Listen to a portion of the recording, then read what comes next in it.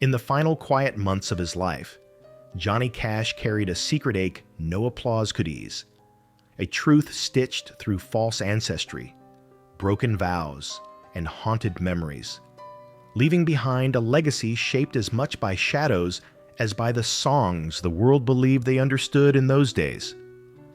Thank you for joining Midnight Biographies tonight. Before we begin, I would love to know where you are listening from. Share your place and time, and remember to subscribe, please. The nights in rural Arkansas were long in the early 1930s, and the darkness felt heavier there than in other corners of America. It pressed against the windows of small wooden houses, drifted across cotton fields, and settled quietly around the families who lived by the stubborn hope that tomorrow's harvest might come a little easier. Into this world came a boy named J.R. Cash in the spring of 1932, born in a place so small that the train seemed to pass through it out of courtesy more than necessity. His mother wanted to name him John, his father wanted Ray, and so the newborn arrived already shaped by compromise, a quiet symbol of the life he would lead, pulled between wishes and wills, between softness and steel. The Cash family did not have much beyond their hands, and their belief that hard work, if sustained long enough, might bend fate just enough to let a little light through. They lived on land that was poor in everything except the memories it held. The soil was stubborn, the summers were unforgiving, and the winters crept into every crack. But there was a kind of music in the way the wind moved across the cotton rows, carrying voices, prayers, and small bits of laughter that families offered one another to make the long days feel bearable. In 1935, when Johnny was just a child, the United States was still wrestling its way out of the Great Depression. President Roosevelt's New Deal offered families like the Cashes a chance, not a promise, but a possibility, and they took it. They packed their few belongings, gathered their children, and headed toward the Dyess colony, a government farming settlement carved out of low, swampy land in northeastern Arkansas. For many of the families who went there, Dyess represented hope, even if it came wrapped in uncertainty. The houses were simple. The earth was stubborn and often too wet or too dry, and the work that awaited them demanded strength from bones already worn by years of worry. Yet there was something undeniably new in the air, a kind of trembling anticipation. Johnny would later remember it as a place of both hardship and promise, where each family tried to coax a future out of acres that did not always want to cooperate. The Cash children learned early that survival depended on every pair of hands, no matter how small. They rose with the sun, walked into fields that seemed endless to young eyes, and picked cotton until their fingers ached. The rhythm of their days became a quiet hymn of labor, punctuated only by the calls of their mother or the distant hum of another family working their own rows. Yet out in those fields, beneath the heat and the humming insects, the children found ways to fill the silence. They sang.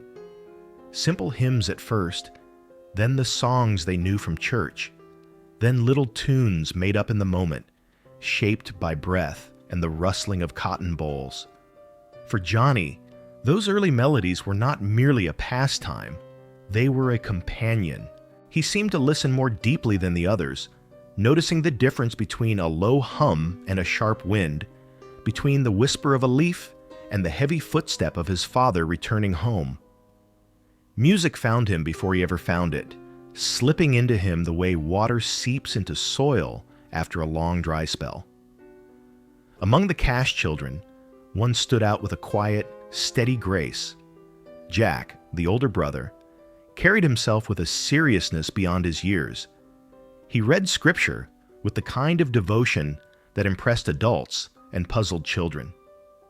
He spoke gently, worked hard, and seemed to expect little from life except the chance to do right. Johnny adored him. In a family of many voices, Jack's was the one that seemed to calm him, steady him, and offer him a sense of direction when the world felt confusing. There are families in which a single relationship becomes the invisible spine that supports everything around it. And for young Johnny, this was Jack. When Jack walked beside him in the fields or spoke to him at the end of a long day, the world felt a little more understandable, as if goodness might not be so far out of reach after all. Dyess had its own sounds, its own patterns of life, but one sound cut through everything. The saw at the local mill, where older boys and men worked when the fields allowed it, produced a persistent mechanical hum that drifted across the settlement. It was the sound of labor, of risk, of the promise of a little extra income for families that needed every penny. Young boys watched the older ones walk toward the mill with a strange mix of admiration and fear. The saw was powerful, useful, and merciless. Everyone knew this, even if they rarely spoke of it. Jack, though young, worked part-time at the mill to help support the family. He was the type of boy who believed that every hour of labor brought him closer to the life he imagined, one built on honesty and service, perhaps even ministry. On mornings when he prepared for work, he moved with the quiet efficiency of someone far older. For Johnny, watching Jack lace his boots or pack a simple lunch was like watching purpose itself take shape. Yet something in the air around those mornings felt heavier than usual, as though the mills, the fields, and the house itself were holding their breath. The day of the accident began like so many others. Jack left for the mill, his Bible tucked safely nearby, planning to read during his break. Johnny stayed behind, finishing his chores, humming softly to himself, the melody rising and falling in time with his footsteps on the worn wooden floor. There are days in every life when time seems to move normally, unaware that it is carrying someone toward a moment from which nothing will ever return unchanged. As the sun climbed higher, news came rushing toward the Cash home with the same blunt force as a sudden windstorm. Jack had been badly injured. The table saw, familiar and feared, had cut deep. The details blurred in the retelling, spoken in shocked fragments by neighbors and workers who could barely bring themselves to repeat what they had seen. Johnny ran. In his memory, he would later say he felt the earth tilt beneath him as he approached the mill, the air thickening, the world narrowing to the sound of his own heartbeat. Jack was still alive when Johnny reached him, but the injury was devastating. The days that followed were long, filled with prayers, whispered hopes, and the quiet desperation of a family watching a beloved son slip beyond their reach. Johnny stayed near him, listening to his brother's soft voice, hearing him speak of heaven with the same steady faith he had always shown. But on the seventh day, Jack's voice faded. The boy who had carried such goodness left the world, and the loss pressed into Johnny's chest with a weight that would never fully lift. When grief settles on a home, it arrives without instructions. The Cash family moved through those days as though wrapped in fog. Their mother wept quietly when she thought no one could hear. Their father retreated into silence, unable to shape his sorrow into words. Johnny wandered the fields with songs caught in his throat, unable to contain the ache inside him. Many years later, he would say that Jack's death cut deeper than any wound time could heal. Something inside him shifted, hardened, and opened all at once.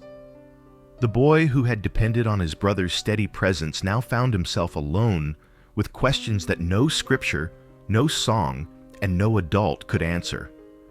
What remains from that moment is not only grief, but a sound that has stayed in the memory of those who knew the story well. The faint, mechanical hum of the mill's blade turning still, indifferent to the tragedy it had delivered.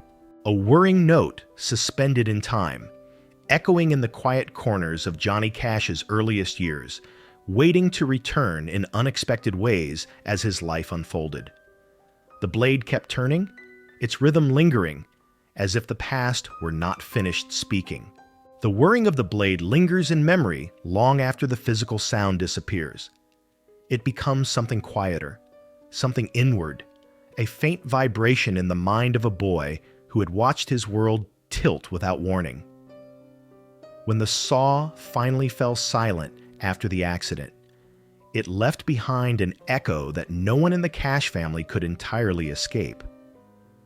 In that stillness, a house already shaped by hardship seemed to draw further into itself. Voices softened, movement slowed. Even the light through the windows appeared muted, as if the Arkansas sun itself understood that the Cash family was learning to live with a wound that had no clear remedy. For young Johnny, silence became a companion he did not ask for, but soon learned to recognize. It followed him into the cotton fields, it hovered beside him at night, and it pressed into the spaces where Jack's laughter had once lived. The silence, more than the sound of the saw, became the lasting mark of that summer, stretching over days that felt too long and nights that felt too heavy. The week of Jack's suffering settled inside the family like a long shadow that refused to lift. Johnny remembered the long walks to the room where his brother lay, remembered the shifting expressions on the faces of neighbors who brought food that no one felt like eating. He remembered his mother's hands clasped in prayer, tight enough to whiten her knuckles, and the way his father stood at the doorway, unable to step fully inside. When Jack finally slipped away, the grief did not come as a single wave. It arrived in layers, slow and deep, the kind that reshapes the land beneath a person's feet. Johnny could not speak of it easily, even years later. He carried it in the way some people carry a scar beneath their clothing, invisible yet ever present. In those early days after the funeral, the field seemed to widen around him. He would stand at the edge of a row, the cotton rising in soft lines on either side, and feel both held and abandoned by the land that had shaped his childhood. There are moments in life when the world becomes strangely still, as if observing a person to see how they will move forward. For Johnny, that stillness appeared in the hush that followed Jack's death, in the way the wind softened, in the way the house quieted, and in the way his own voice hesitated when he tried to sing. He found himself listening more than speaking, as though the world might offer a clue to the meaning behind what had happened if he could only learn to hear it. His mother, always steady, understood that grief must be allowed to run its course. She wrapped her children in the small comforts she could offer, humming hymns not because she expected them to erase the sorrow, but because music was one of the few things she knew that could share a burden without demanding anything in return. It was during these evenings, when the lamps glowed softly against the settling dusk, that Johnny began to find his voice again. At first it was only a low hum, barely audible, as if he were testing the strength of something fragile. But slowly, as days turned into weeks and weeks into months, the humming grew into tunes that carried hints of longing and threads of memory. Music did not ease the pain, but it gave the pain a place to rest. It allowed him to shape what could not be spoken into something simple, something steady, something that might hold him when the world felt too heavy. When he closed his eyes, he could still hear his brother's voice reading scripture, steady and calm. Those remembered tones blended with the distant hymns floating from nearby houses, and together they formed the beginnings of the inner sound that would one day become unmistakable to millions. Even then, as a boy walking barefoot through cotton rows, Johnny seemed to sense that music held a power he did not yet understand. It could gather sorrow without drowning in it. It could carry questions without claiming to answer them. The months after Jack's passing became a quiet threshold in the young boy's life. His parents returned to their work as best they could, though the lines around his father's eyes grew deeper, and his mother paused a bit longer over her morning prayers. The older children learned to shoulder more responsibility. The younger ones clung to whatever routine remained, and Johnny, caught between childhood and something far older, began to observe the world with a sharpened awareness. The fields, once places of play and song, became places where he contemplated loss.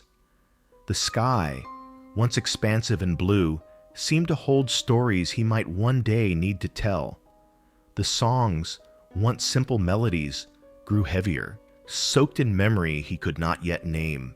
There was a moment, late one afternoon, when he stood near the mill, not close enough to see the saw, but near enough to hear the faint hum as workers prepared to shut down for the day.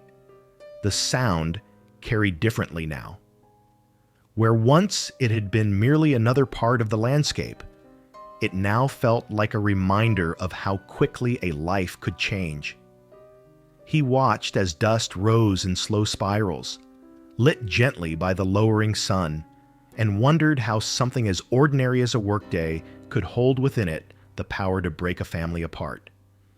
It was then, according to later reflections, that he first understood the nearness of tragedy, the thin line that separates one day from the next. The story of Jack's death would follow Johnny for the rest of his life, shaping the sorrow in his voice, the tremble in certain lyrics, and the introspective quality of the man he later became. Listeners around the world would one day hear that sorrow and call it authenticity, depth, even poetry. Yet for the boy who lived through it, the sorrow began not as art, but as a quiet place he returned to because he did not know where else to go. Some people emerged from childhood loss hardened. Others emerged softened. Johnny Cash emerged with something more complex, a mixture of both, threaded through with a sense of yearning that would echo through every stage of his life. In time, the family found their way back to the daily rhythm of Dyess. The cotton needed picking, the animals needed tending, and the fields waited for no one's grief. Life in the colony demanded perseverance, and slowly, almost imperceptibly, the routines stitched themselves back together. But the change in Johnny remained. He approached the fields differently. He lingered over songs more deliberately, and he listened more carefully to the world around him. For him, the silence that followed Jack's death had become a kind of doorway, and though he did not yet know where it led, he sensed that stepping through it meant leaving something of his childhood behind. On an evening, not long after the family resumed its routine, a faint hymn drifted across the fields. It came from a neighboring house, carried on a breeze that softened as it moved. Johnny paused and listened.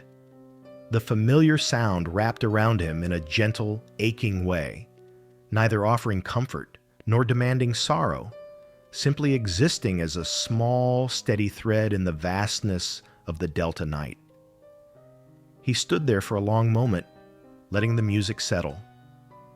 And when the hymn finally faded, its last note lingered like a small light held against the coming darkness. That distant hymn remained suspended, fragile and unresolved, waiting to guide him into the next chapter of his life. The faint hymn that drifted across the fields did not disappear all at once. Its final note stretched into the evening air until it seemed to merge with the quiet around young Johnny, settling inside him with a weight he could not name. Long after the neighbor's lamp had been extinguished, he carried that soft melody with him, humming it under his breath as he walked home beneath a sky that appeared larger than usual. The hymn was no more than a simple tune, but in the deep hush of the Arkansas Delta, it felt like a lifeline, a small bridge between sorrow and something steadier. It reminded him that the world still held music, even when the heart felt heavy, and that sound could travel further than grief if someone was willing to listen. For a boy searching for a way to understand the loss of his brother, The music offered a quiet place to rest, a place where memory and hope could breathe together without conflict. In the months that followed, music became a steady companion. Johnny found comfort not only in the hymns that drifted between the colony houses, but also in the ones his mother hummed in the kitchen, her voice soft and sure as she worked through the long days.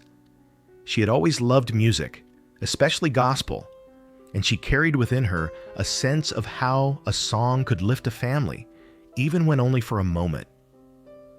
Recognizing the spark in her son, she taught him simple chords on the family guitar, guiding his small hands until the notes came easily. The guitar was old, its wood worn, and its strings uneven, but to Johnny it felt like a doorway. Each chord brought with it a little piece of clarity, a small moment of order in a world that often felt confusing. He practiced in the evenings, sitting on the porch as the last of the sunset faded over the distant treetops. At first he played tentatively, checking the placement of his fingers, counting the beats under his breath. But gradually, as confidence grew, the chords began to flow more naturally.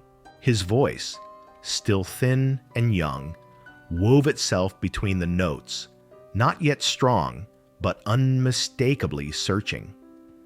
The older children in Dyess sometimes paused as they walked by, listening from a distance. They did not always comment, but their quiet attention encouraged him. Even adults would sometimes slow their steps, recognizing in the boy's music something earnest, something shaped by experiences far beyond his years. Life in Dyess Colony carried on with its familiar rhythm. The New Deal settlement had been built on the hope that hard work could rebuild lives shaken by the Depression, and every family living there knew that prosperity was never guaranteed. The soil could turn stubborn without warning. The rains could arrive too soon or too late. Insects could strip a field overnight. Yet despite these uncertainties, there was a sense of community in Dyess that held people together. Neighbors leaned on one another, borrowing tools, sharing food when someone's harvest came up short, and gathering at church on Sundays to let the music rise above the week's burdens. These gatherings became important to Johnny. When he listened to the deep voices of the men and the bright voices of the women blend into a single hymn, something stirred inside him, something both familiar and new. By the time he was 12, Johnny had begun writing small verses of his own, simple lines about the fields, the river, the weight of work, and the mysterious ache that lingered in him since Jack's passing. He did not think of them as songs at first. They were more like thoughts that needed a place to go. But when he paired them with guitar chords, they began to take shape in a way that surprised him. His mother recognized this early. She encouraged him gently, never insisting, only offering space for the music to bloom. In a home where silence had become heavy after Jack's death, these new songs brought a different kind of quiet, one that felt less painful and more like a slow healing. Still, not all moments were easy. There were days when the fields felt endless, when the heat pressed down so heavily that even breathing required effort. On those days, Johnny often sang to keep himself moving. He found that the rhythm of picking cotton matched the rhythm of certain hymns, and the fields became, in their way, a kind of training ground for the steady, pulsing cadence that would later define his music. It was a rhythm built from necessity, shaped by labor, and intertwined with memories of both joy and sorrow. Others sang too, their voices rising and falling across the rows, creating a strange harmony of fatigue and determination. In that shared effort, music became a way to carry burdens no one spoke of aloud. The more he listened to the fields, to his family, to the quiet that settled over Dyess at night, the more attuned he became to the world's subtle sounds. He began to notice the difference between the creak of a floorboard and the distant rumble of thunder, between the laughter of younger children and the weary sighs of adults who had lived through too many hard seasons. These small observations formed a kind of inner landscape, rich and varied, where music and memory intertwined. He learned that the world spoke in its own rhythms, and that understanding those rhythms could turn hardship into something smaller, something manageable. One evening, while practicing outside, he paused mid-song as a breeze moved through the trees. The leaves rustled softly, creating a sound that reminded him of the hymn he had heard months earlier. For reasons he could not explain, he felt Jack close by, not in the sharp, painful way that grief often returned, but in a gentler sense, as though his brother's presence had woven itself into the music. It was a moment that lingered long after the breeze faded, and it remained with him as a quiet certainty. The world, he began to understand, held echoes of those we lose, and music had the power to bring those echoes forward without demanding that they explain themselves. As he grew, the idea of leaving Dyess seemed both impossible and inevitable. The colony was all he had known, a place that shaped him through hardship, faith, and the constancy of work. Yet something in him sensed that the horizon held more than cotton fields and long days. He felt it when he played the guitar, when melodies came to him without effort, when the sound of his own voice surprised him in the stillness of evening. He did not yet know what form his future would take, but he felt, in a quiet and certain way, that music would lead him beyond the boundaries of Dyess. Toward the end of a long summer day, with the fields stretching behind him and the sky darkening overhead, he paused on the dirt path leading home. The twilight deepened into a soft, pale blue, and for a moment, everything around him felt suspended. He could still hear the faint echo of the hymn from months earlier, carried not by the wind now, but by memory. It followed him gently, like a quiet guiding thread, as he took his final steps toward the house. And in the silence that settled after the tune faded, he felt the first hints of a dream forming, fragile and distant, yet unmistakably there.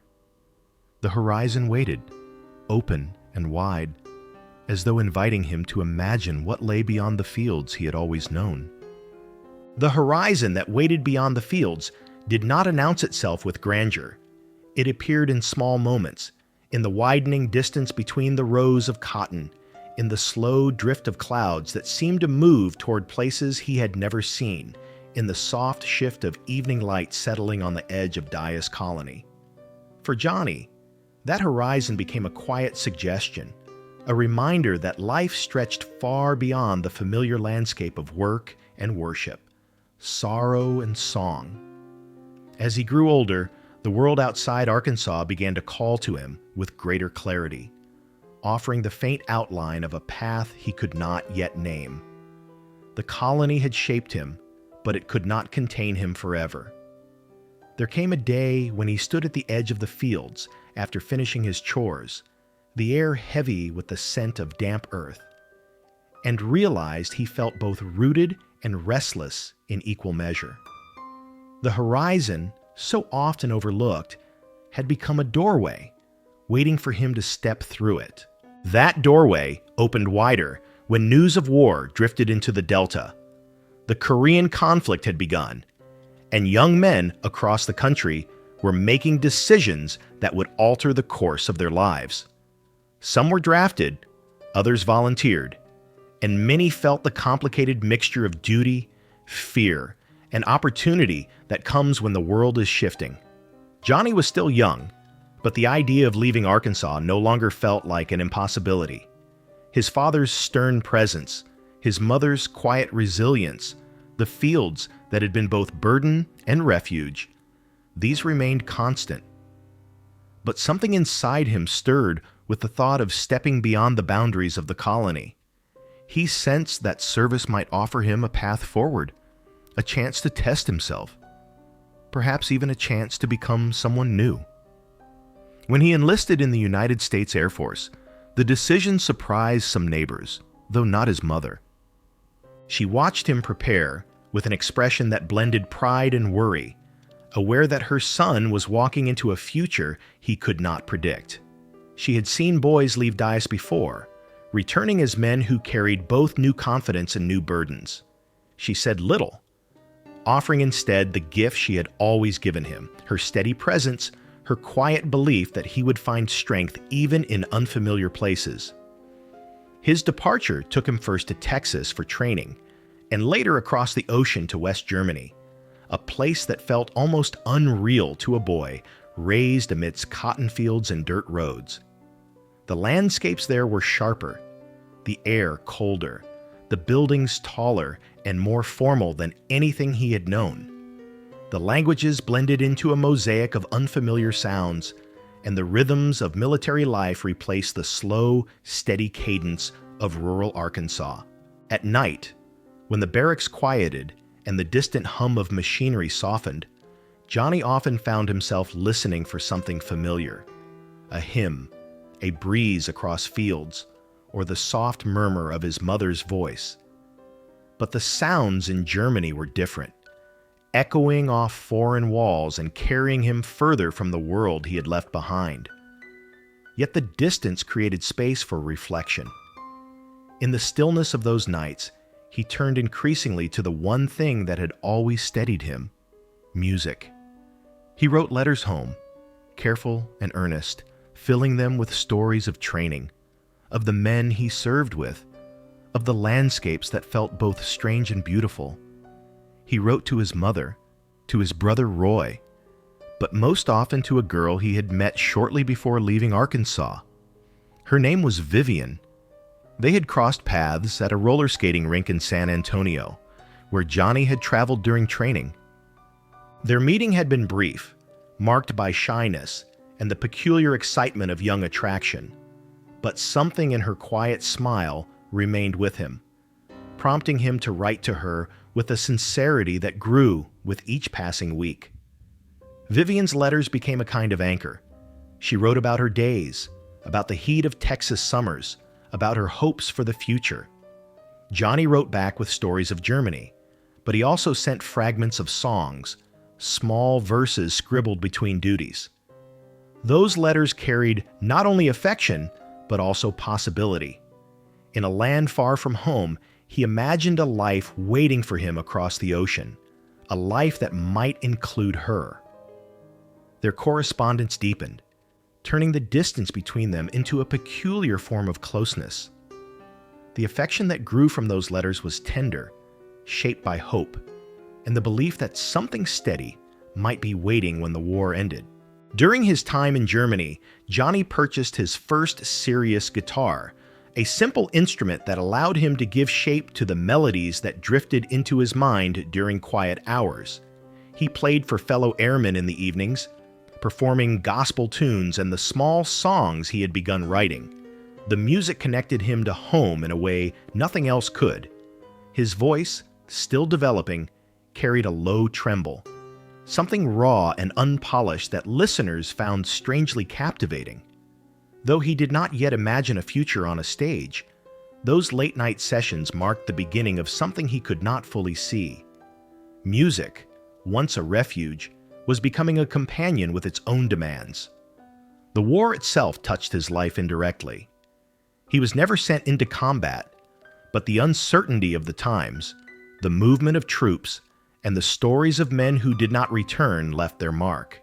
In the military, he encountered people from across the country, men with different accents, different beliefs, different ways of carrying their burdens. Listening to their stories expanded his understanding of hardship and resilience, reminding him that sorrow did not belong only to the Delta fields. He saw in others the same longing he carried, the same desire to find meaning in a world that often felt unpredictable. These encounters would later inform his empathy as a songwriter, giving depth to the characters he would come to sing about. One evening, while sitting outside the barracks as the sky dimmed to a deep blue, Johnny felt a cold wind move across the base. He listened as it passed over the buildings, bending faintly around the corners, carrying with it the distant click of boots on pavement. The moment felt strangely familiar, reminiscent of the breeze that once carried a hymn across the Dyess fields. The memory came unexpectedly, stirring inside him with a quiet insistence. He closed his eyes, allowing the sound to settle, and understood then that no matter how far he traveled, the past would remain with him, shaping his voice, guiding his rhythm, reminding him of the brother he had lost and the life he hoped to build. When his service ended, Johnny boarded a ship home with a mixture of relief and trepidation. The ocean stretched endlessly around him, offering time for reflection once more. He thought of Vivian, of the family he had left behind, of the fields where he had first learned to sing. He wondered what waited for him in America, whether he could carve out a life shaped not only by hardship, but also by hope. As the ship moved steadily toward the coast, he felt a familiar anticipation, quiet but insistent, rising like a distant melody that had not yet found its full form. The journey home ended with the soft thud of boots on American soil, a sound that echoed with possibility. And as he stepped forward, carrying little more than a guitar and a head filled with untested songs, he found himself returning to a place that was both familiar and entirely changed. That soft thud lingered, merging with the closing door of a small Memphis apartment he would soon enter, unsure of where the next rhythm would lead him. The soft thud of his boots on American soil lingered in his memory as he made his way to Memphis, and soon it blended into another sound entirely: the closing door of a small apartment where he and Vivian began their married life. The latch clicked gently behind them, sealing off the noise of the city outside, and for a moment they stood together in the quiet, looking at the modest rooms that would serve as their first home. The space was small, the walls thin, and the furniture spare, but it held something neither of them had experienced before: a sense of possibility. They had little money, no certainty, and only the vague outlines of a future, yet the air felt full, as if something unseen was waiting to take shape in those rooms. Memphis in the early 1950s was a city of movement. Its streets hummed with the restless energy of people searching for work, for music, for new beginnings. The river carried goods and stories. The rail lines brought travelers from across the South, and every block seemed to pulse with a different rhythm. It was a city where blues seeped from open windows, gospel spilled from church doors, and country melodies drifted across the airwaves. For someone like Johnny, sensitive to the world's sounds and always listening for the quiet currents beneath them, Memphis offered an endless stream of inspiration. But inspiration did not pay the bills. Like many young men returning from service, Johnny looked for steady work and found it selling appliances door to door. Each morning, he put on a clean shirt, combed his hair carefully, and walked from neighborhood to neighborhood, knocking on doors and doing his best to present a confident smile. Yet confidence was not always easy to summon. He was polite, earnest, and determined, but selling washing machines and radios in a city filled with struggling families required a thick skin he did not yet possess. Some days he returned home discouraged, carrying the weight of rejection in his shoulders. Vivian greeted him gently, offering a meal or a quiet moment together, and though her presence steadied him, he could not shake the sense that he was living a life that did not fit. It was during these months that music began to pull at him more urgently. After supper, when the sun dipped behind the rooftops and the heat settled into the quiet of night, he picked up his guitar and played softly in the apartment. The building absorbed the sound in its old plaster walls, allowing him to explore melodies without disturbing the neighbors too much. He wrote new verses, revisited the songs he had created in Germany, and let his mind wander toward the possibility that music might become more than a private refuge. Vivian listened from the next room, sometimes humming along, sometimes simply letting the sound wash over her. She believed in his talent, though she did not yet imagine where it might lead. Memphis was home to Sun Records, a small but growing studio run by Sam Phillips, a man who believed that the South held a sound unlike anything being heard on national airwaves. Phillips had already recorded blues musicians whose voices carried the weight of generations, and he was searching for something new, something that blended the energy of the young with the despair and hope of the old. Johnny knew this. Everyone in Memphis who dreamed of music knew it. Late at night, as he walked past cafes where jukeboxes glowed in dim corners, he imagined his voice emerging from one of those machines. Imagined the thrill of hearing his own song echo through a room full of strangers. With encouragement from a few musicians he met in town, men who gathered informally to play folk tunes and gospel harmonies, he rehearsed until he felt steady enough to approach Sun Records. The day he finally walked into the studio, guitar in hand, he tried to quiet the nervous tremor in his voice. Sam Phillips listened politely as Johnny introduced himself, and then Johnny began to sing. He chose gospel songs, the hymns that had carried him through the hardest parts of childhood and service. The notes were steady, the words sincere, but Phillips's expression remained guarded. When Johnny finished, Phillips paused for a long moment before telling him, in a voice neither harsh nor unkind, that what he had just sung was not what the studio was searching for. Gospel music, he explained, belonged to the church. It did not move across radio waves with the force that he needed. He suggested, almost offhandedly, that Johnny return when he had lived enough to sing something a bit more worldly. The word stung. Johnny walked out of the studio into the warm Memphis air, his guitar case heavy in his hand. The city seemed different after that meeting, harsher somehow, as if daring him to prove himself. But rejection has its own peculiar power. It narrows the mind, sharpens desire, and forces a person to examine what lies deeper than comfort. In the quiet of his apartment that night, Johnny realized that Phillips had seen something in him, even if he had not said so directly. The comment about living enough lingered, not as an insult, but as an invitation. So he returned to the small gatherings of musicians he had begun playing with, men who were experimenting with a new sound, a blend of country, gospel, and rhythm that did not yet have a name. They played late into the evenings, the notes bumping against one another until something raw and exciting took shape. Johnny found himself drawn to the simplicity of playing with just a few chords and a steady beat. His voice, low and unvarnished, fit naturally into the rhythm.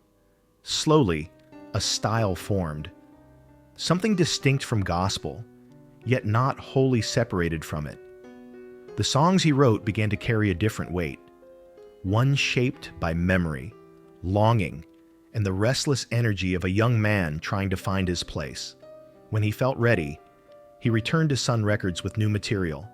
The studio door closed behind him once again, sealing him inside the space where Elvis Presley, Carl Perkins, and Jerry Lee Lewis had begun carving their own paths. Phillips listened with a different expression this time, still measured, still cautious, but undeniably curious. Johnny played songs that revealed a new rhythm, a new urgency, a sound that slipped between genres with quiet determination. Phillips nodded slowly, perhaps recognizing that the boy with the gospel songs had found a voice that could travel further.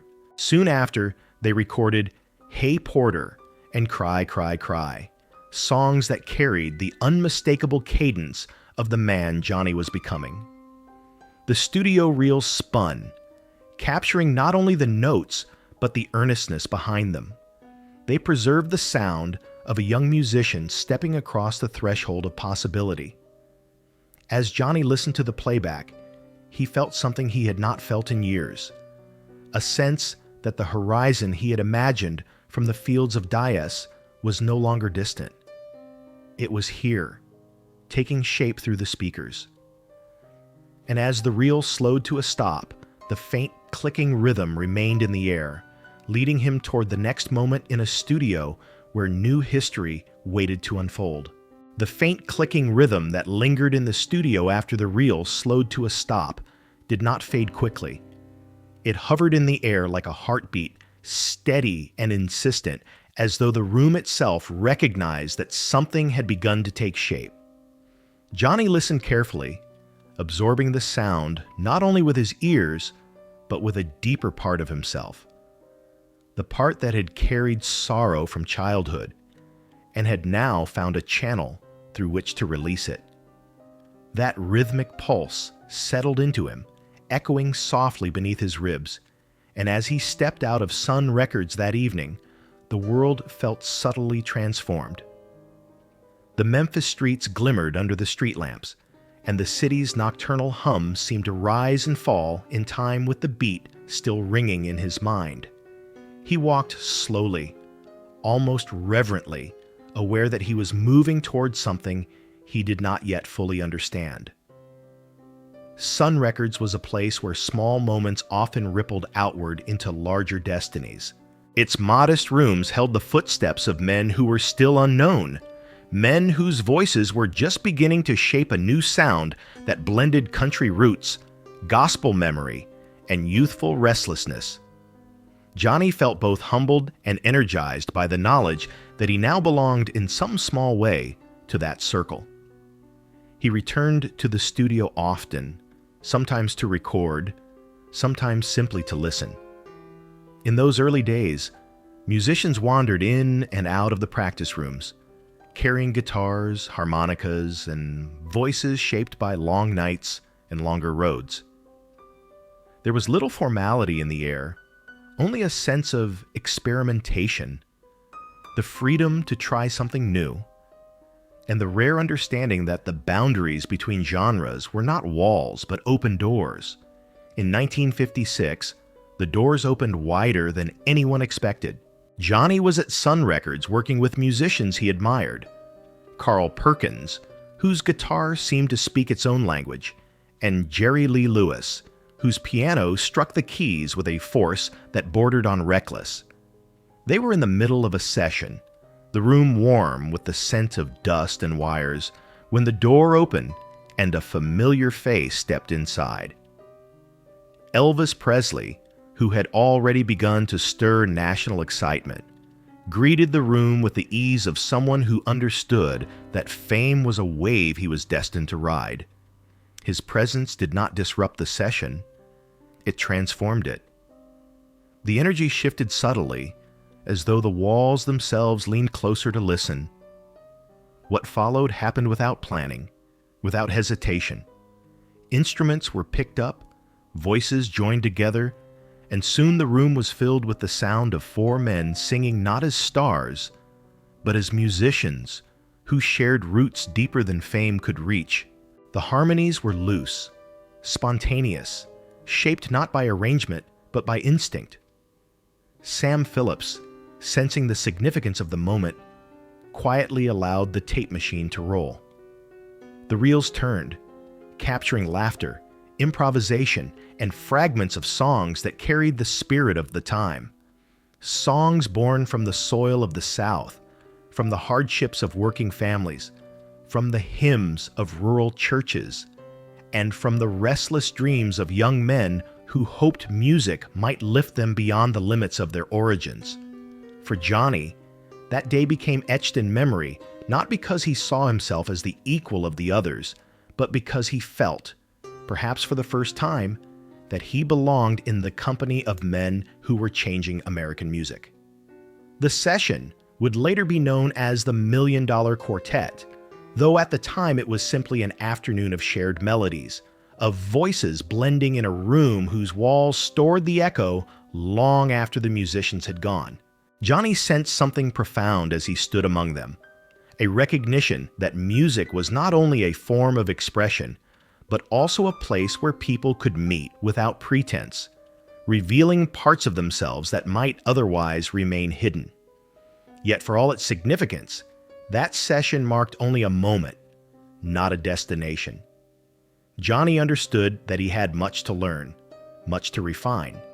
His songs were finding their audience, and "I Walk the Line" would soon cement his place on the charts. But in 1956, he was still a young man standing on the threshold of possibility. He approached songwriting with a seriousness born from years of hardship. Each lyric, each chord felt connected to something he carried inside him. Memories of Dyess, the weight of Jack's absence, the quiet longing for a life shaped by purpose rather than circumstance. The city of Memphis responded to him slowly. Some listeners found his voice strange at first, too low, too steady, too unpolished, but many recognized its sincerity. His songs did not shimmer with ornament or flourish. They walked steadily, like a man moving down a dirt road with a clear destination. The simplicity was not a limitation. It was the essence of his appeal. People heard in his music something familiar yet new, a sound that drew from the past while hinting at the future. As his career began to lift, Johnny continued performing with the Tennessee Two, the small group that became his musical backbone. Their rhythms were precise but restrained, allowing his voice to remain at the center. Together they played local radio stations, small theaters, and crowded halls where the audience's enthusiasm fluctuated between polite interest and sudden bursts of excitement. Touring was exhausting, yet strangely invigorating. Johnny found himself drawn to the road, to the movement between towns, to the sense that each performance was another step along the horizon he had once only imagined from the cotton fields. The pressures of early success, however, carried shadows. Being constantly on the move meant long periods away from Vivian, whose letters from home kept him tethered to the domestic life he was struggling to maintain. His absences became more frequent, and though he cherished the moments they shared, he began to feel the strain between his growing career and the stability she hoped for.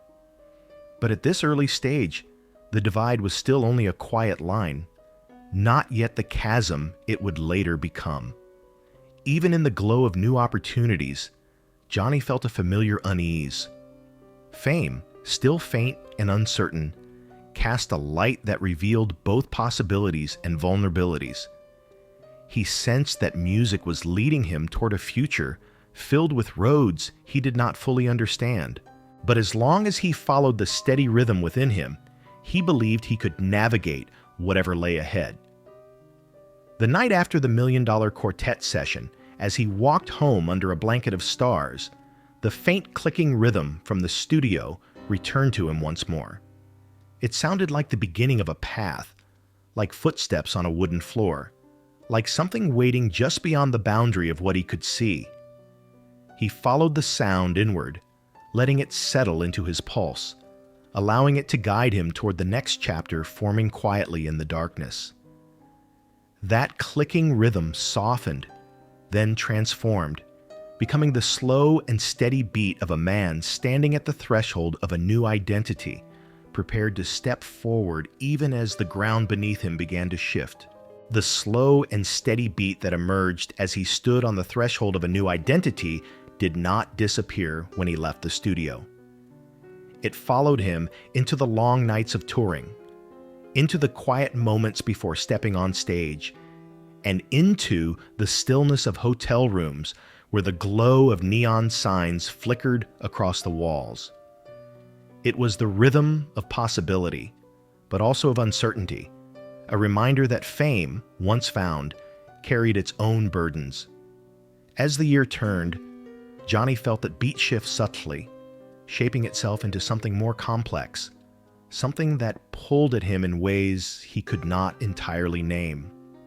The horizon ahead glimmered with promise, yet shadows formed near its edge, hinting at choices and consequences that waited just beyond his sight. The success of I Walk the Line brought Johnny a kind of recognition that startled him. Listeners across the country responded to its sincerity, its steady devotion, its careful balance of restraint and longing. The song sounded like a vow, like a promise spoken into the uncertainty of life. But success is often a fragile companion. It opens doors even as it tests the strength of the person walking through them. Johnny found himself traveling more, performing in new cities, staying in dimly lit motels where the floors creaked underfoot and the air carried the faint scent of cigarette smoke and restless dreams. He moved through these spaces with a mixture of gratitude and unease, aware that he was stepping into a world that demanded much and gave little in return. On stage, the audiences grew larger. Their applause rose like a warm tide, lifting him, yet pressing against him in equal measure. They saw in him a reflection of their own longings, a man who carried sorrow with dignity, who sang of fidelity and inner struggle after surviving hardship. But audiences do not see the whole story. They see what the performer shows, or what they imagine behind the voice. Johnny, with his solemn expression and his direct, unwavering tone, became a symbol of strength even as he navigated uncertainties that were growing quietly in his personal life. It was during these early tours that he began to sense a subtle distance forming between himself and Vivian. Their letters had once sustained him across oceans, each word carrying affection and hope. But now, with the demands of his rising career pulling him from city to city, the spaces between them grew wider. Their conversations felt shorter, their worries more pointed. Vivian longed for the simple stability of a home shared daily, for evenings without interruptions, for a husband unburdened by constant travel. Johnny loved her, but he was caught between two worlds, one rooted in domestic life, the other driven by music that did not allow for stillness. The conflict was not yet fully visible, but it hovered, waiting for the strain to deepen. Among the new faces he encountered during this period, one stood out with quiet force. June Carter, already known for her work with the Carter family, carried with her a presence that seemed to illuminate any room she entered. She was warm, witty, and resilient, a woman whose humor softened the edges of even the longest days.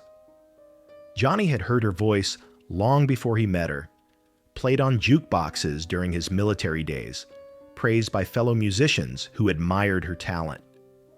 When their paths finally crossed backstage at the Grand Ole Opry, the moment held a stillness that neither of them could easily dismiss. June recognized something in him immediately, a mixture of vulnerability and strength, of shadows and sincerity. She later said she felt as though she had known him long before they spoke, as though the sorrow in his voice had whispered pieces of his story to her through the songs he sang. Johnny, in turn, felt drawn to her not only for her talent, but for her steadiness, her capacity to find light even in difficult moments. Yet both were married, bound by promises made in earlier chapters of their lives, and they carried the weight of those vows with seriousness.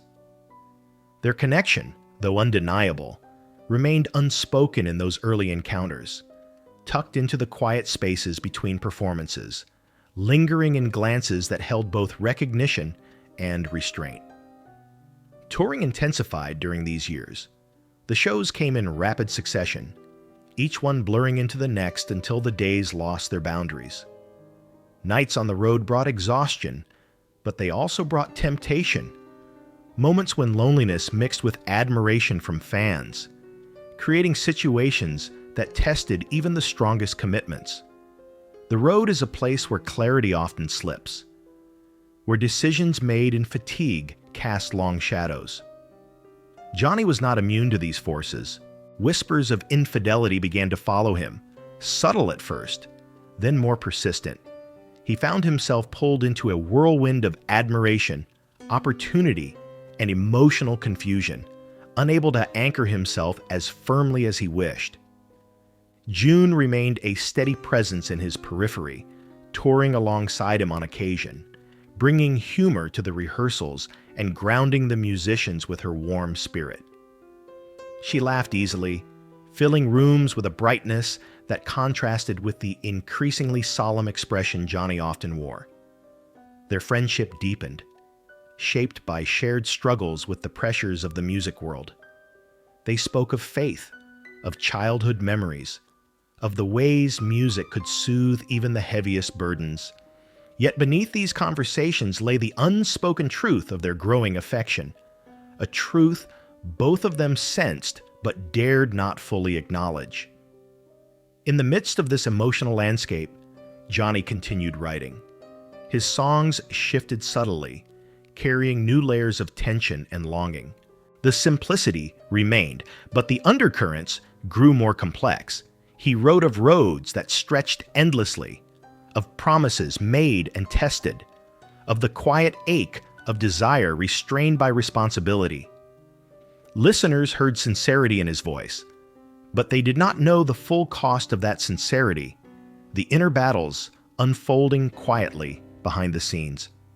One evening, after a performance that left him both exhilarated and exhausted, Johnny stood backstage listening to the distant applause fade into silence.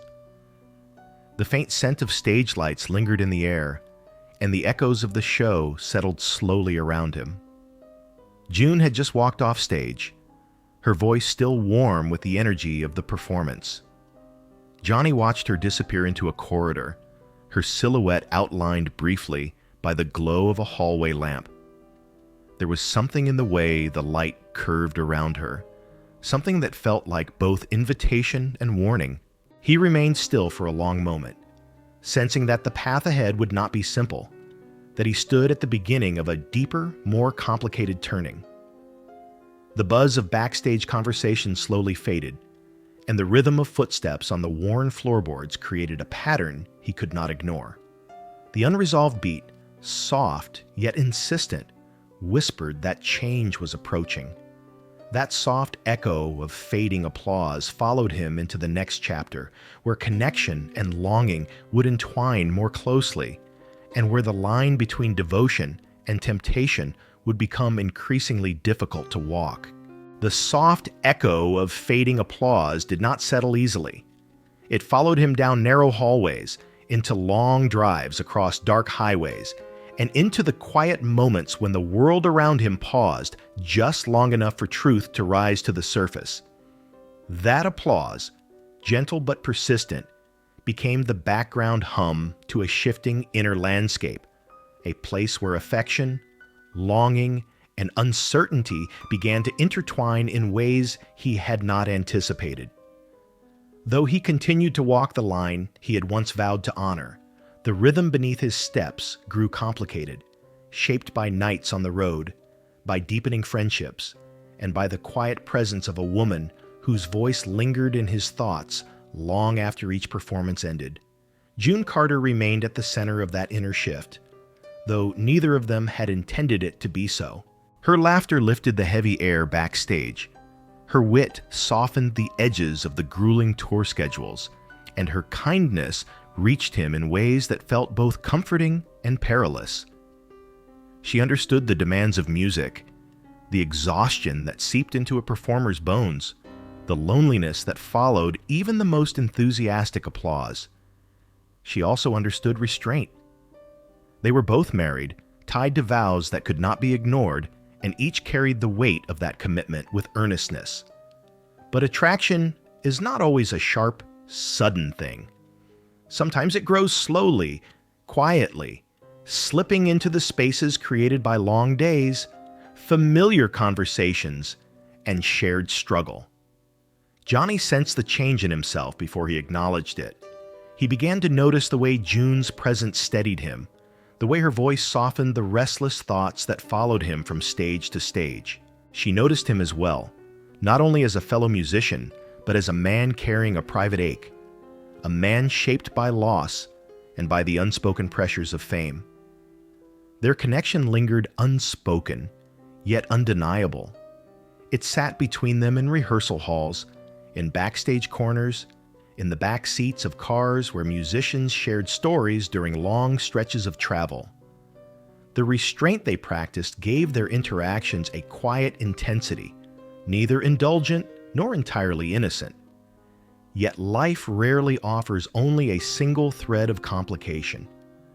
As Johnny's feelings for June deepened, another entanglement began to form.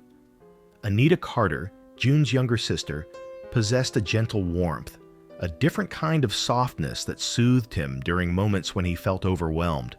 She admired him openly, appreciated his music, and offered a kindness that felt uncomplicated.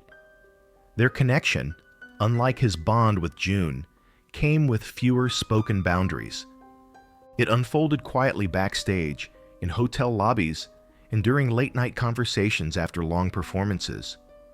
One moment led to another, and soon they crossed a line that neither fully understood, but both felt unable to resist. The triangle that formed, delicate, dangerous, and deeply human, did not announce itself. It grew in silence, in glances, in the unspoken tension that now accompanied family gatherings and rehearsals. Johnny tried to navigate the shifting ground beneath him, telling himself he could balance affection with commitment, longing with obligation. Yet every path he walked became narrower, more tangled, more shadowed by the choices he avoided confronting. Faithfulness, the very theme he had sung so earnestly in "I Walk the Line," became a promise he struggled to keep even as he clung to the idea of himself as a loyal man. Vivian, at home in California raising their young daughters, sensed the growing distance even if she did not yet know its cause.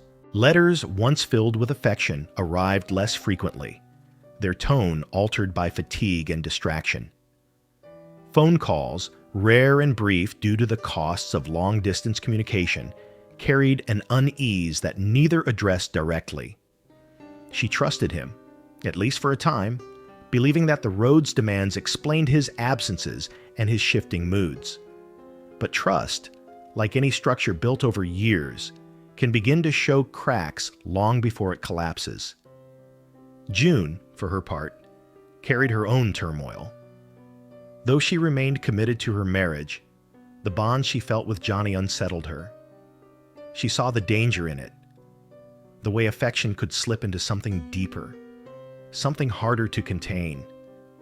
She saw, too, how Anita gravitated toward him, and the tension this created left her with a quiet ache she did not voice. She cared for Johnny, admired him, and felt protective of him, but she also understood the gravity of crossing boundaries. Her faith guided her toward restraint, even as her heart leaned toward him. For Johnny, the emotional landscape grew heavier as the months passed. He moved through performances with increasing intensity, pouring into his songs the very feelings he struggled to articulate elsewhere. Audiences sensed the change. They heard in his voice a deepening resonance, a shift in tone that suggested a man wrestling with forces beyond his control. He sang of sorrow, of longing, of temptation, of internal conflict, all framed with a sincerity that made the crowds lean closer, unaware that the man behind the microphone was singing not only to them, but also to himself. The touring life amplified every emotion. Nights stretched long, the hours between performances filled with restless energy. Musicians drifted in and out of rooms, laughter mingling with fatigue, dreams mingling with doubts. Johnny often found himself awake long after others slept, sitting alone with his guitar, letting the strings carry fragments of melodies that reflected his inner turmoil. Sometimes the notes soothed him, other times they sharpened the ache he felt. The road, with its constant movement, offered no true refuge. During one long stretch of touring through the Midwest, he and June shared a quiet conversation backstage. The room was dim, the crowd's applause still fading in the distance.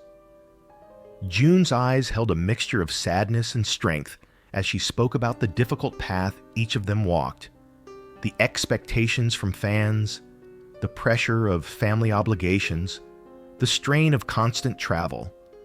Johnny listened, feeling both comforted and unsettled. Their conversation did not address the deeper truth between them, yet the weight of that unspoken truth shaped every word they exchanged.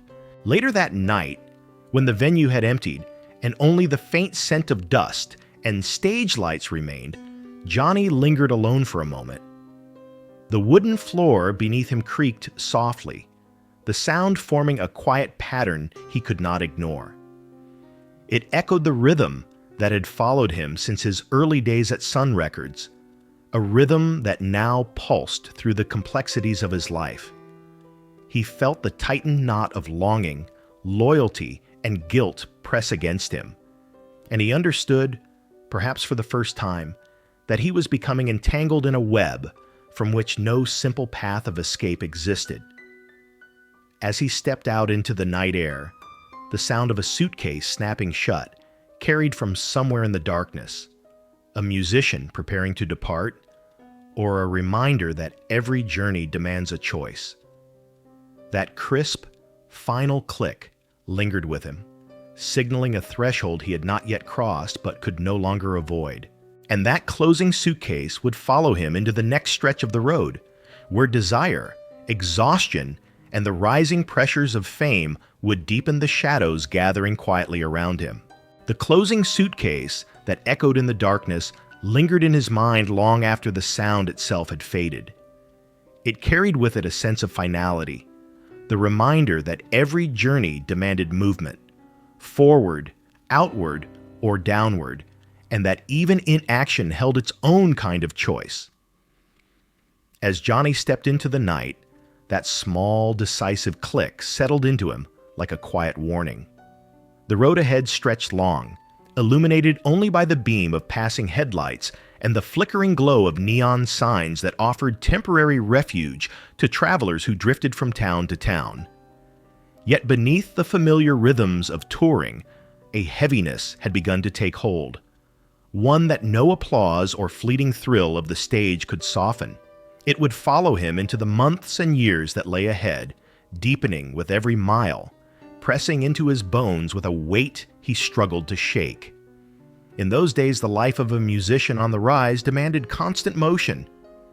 The touring schedule intensified, towns blurred, long drives replaced rest, and backstage corridors became temporary homes. Somewhere along the way, exhaustion settled into his body, a bone-deep fatigue that made each performance feel like a test of endurance. Nights stretched endlessly. After the final applause faded, there were hours to fill, hours when the mind wandered toward doubts, desires, and the aching loneliness that settles over a person when the room grows quiet. For many musicians, these hours became dangerous terrain. For Johnny, they became the doorway through which new temptations entered. He found himself turning to small pills that promised energy when his body felt weak, alertness when his mind grew dull, and relief in moments when emotions pressed too heavily against him. The first time he took them, offered casually by fellow performers who insisted they were harmless, he felt a surge of clarity, a sharpness that steadied his voice and lifted him through the fatigue. The pills brightened the long nights, made the miles seem shorter, made the road feel less lonely. But they also held a quiet danger that few recognized until it had woven itself deeply into their lives. For Johnny, the danger unfolded gradually. The pills became part of the rhythm of touring, a way to wake up, a way to stay awake, a way to push through the demands that pressed against him. With each passing month, they took stronger hold, tightening around his life like a vine crawling over an abandoned structure. His mood shifted unpredictably. His behavior, once calm and reserved, grew restless, sometimes erratic. Those close to him, musicians, drivers, stagehands, noticed the change. Their concern grew, but the road was a place where everyone carried their own burdens and few felt able to intervene. At home, the distance between him and Vivian widened. She sensed the shift in his letters, heard it in the weariness of his voice during rare phone conversations. She knew he was struggling, but did not yet understand the full extent of the struggle. He spoke often of exhaustion, of the demands of touring, of the difficulty of balancing fame with family life. But he did not speak of the pills, or the shadows gathering quietly around him, or the tangled emotions that filled his nights with confusion and regret. He shielded her from those truths, fearing that the weight of them might push their marriage beyond its fragile threshold. In the midst of this turmoil, his connection with June deepened in ways that neither of them had anticipated. Though they remained outwardly composed, their bond became a steady current beneath the surface of their professional lives. They shared glances across stages, exchanged quiet words in hallways, and found in each other a grounding presence that felt rare and essential. Yet their restraint remained, not out of indifference, but out of respect for the lives they were each still tied to. Still, the emotional tension lingered, creating an undercurrent that shaped the choices they made and the limits they tried to honor. It was during this period that Johnny wrote Ring of Fire, or at least believed he had. Some say the song came to him during a fishing trip with Merle Kilgore, its melody rising from the water's soft movements. Others say June wrote it, inspired by old poetry and the fierce conflict of loving someone she knew she could not yet be with. The song's origins blurred over time, becoming part of the mythology that surrounded both of them. What remained clear was that the song carried a truth neither wished to speak aloud, a truth about desire, danger, and the consuming nature of love that burns too brightly. The lyrics spoke of falling, of flames, of surrender to something powerful and unsettling. It reflected Johnny's inner world with uncanny precision, capturing the turmoil that shadowed his waking hours. As the pressures mounted, the pills became both escape and burden. On some nights, they gave him the strength to perform when his body felt drained. On others, they heightened the confusion he already carried, making it difficult to distinguish between longing and impulse, truth and illusion. His bandmates noticed him growing jittery, pacing backstage, speaking too quickly, or falling into long, brooding silences. The once steady rhythm of his life began to fracture, leaving him vulnerable to choices he once would have resisted. During one long stretch of the tour, exhaustion overtook him completely. He found himself in a dimly lit hotel room, the curtains drawn against the morning sun, unable to sleep despite his deep fatigue. His guitar rested across his knees, but the chords sounded heavy, weighed down by a mind cluttered with worry and regret. In that moment, he understood that the road had become more than a place of music and discovery. It had become a place of unraveling. Yet even in this period of decline, a spark of creativity continued to flicker. Songs emerged from his turmoil, songs that resonated with listeners because they carried the raw ache of a man wrestling with himself. His voice took on new depth, new shadows, new truths. Fans heard authenticity, unaware that the authenticity came not from artistic intention, but from the quiet crisis unfolding behind the scenes. One night, after a performance marked by tension and uneven energy, Johnny stepped outside the venue to breathe the cool air. The sky stretched vast above him, silent except for the distant sound of cars passing on a nearby highway. The breeze carried with it the scent of dust and asphalt, a familiar companion on the long road. As he stood there, the smoke from a nearby bonfire drifted upward in slow spirals, illuminated by the glow of distant streetlights. The rising smoke reminded him of the internal fires he struggled to contain, fires of desire, of addiction, of exhaustion and regret. He watched the smoke climb into the night sky, its trail thin and wavering. And then, without warning, the breeze shifted, carrying the scent of burning wood across his face with startling clarity. It mingled with the memory of another fire, one far more destructive, one sparked in a moment of carelessness, one that marked the beginning of a deeper unraveling. That drifting smoke carried him toward the next chapter, where flames, both literal and metaphorical, would soon engulf more than he ever imagined. The drifting smoke that curled into the night air did not remain a simple scent. It moved through his memory with quiet insistence, drawing him back to a day when fire had not been a distant image, but a force that leapt forward without mercy. As the breeze carried the smoke across his face, Johnny felt again the sharp sting of heat, the rising panic, the frantic confusion of a moment that began innocently and ended in devastation. It was the memory of a fire born from exhaustion, from carelessness, from the spiraling effects of pills that had begun to shape his days more powerfully than he wished to admit. That memory rose before him now with the clarity of a warning flame, illuminating the growing distance between the man he hoped to be and the man he was becoming. In the summer of 1965, he had traveled with his nephew Damon into the California wilderness, seeking quiet, perhaps even clarity. The forests of Los Padres stretched wide and serene, offering a temporary escape from the relentless pressures of touring, from the emotional entanglements that weighed on him, and from the pills that had become both crutch and curse. They camped in a small clearing, the scent of pine drifting gently through the air, the ground firm beneath their feet, the sunlight filtering through the branches in soft, shifting shapes. Johnny hoped the quiet might steady him.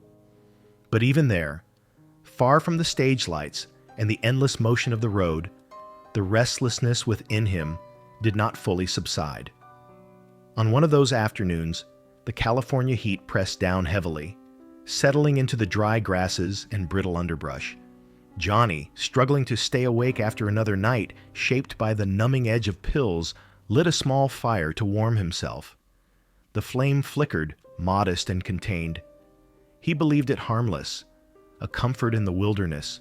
Yet the pills had dulled his awareness, softened his instincts, and clouded the alertness he once carried naturally.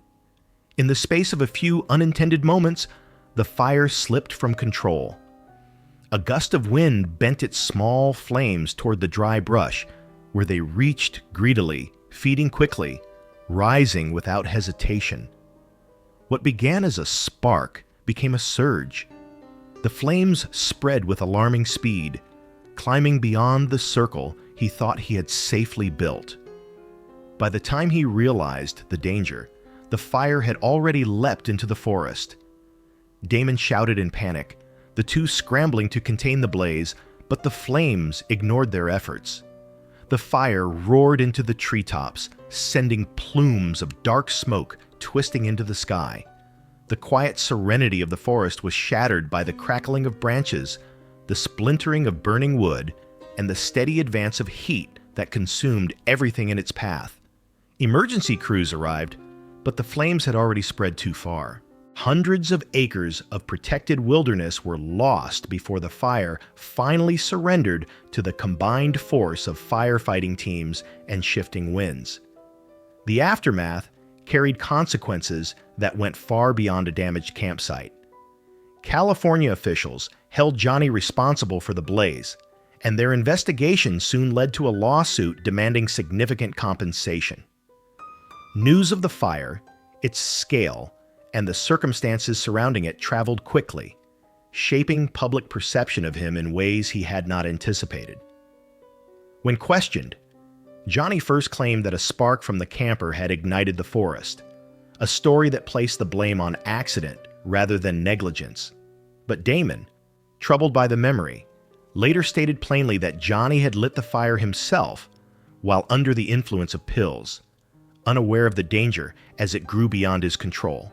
The truth revealed a stark reality. The addiction he believed he could manage had already begun to consume parts of his life without his knowledge. It had dulled his judgment to the point of destruction, and the consequences reached far beyond his own suffering. Endangered condors fled their habitat, and the fire's path carved deep scars through land that many held sacred.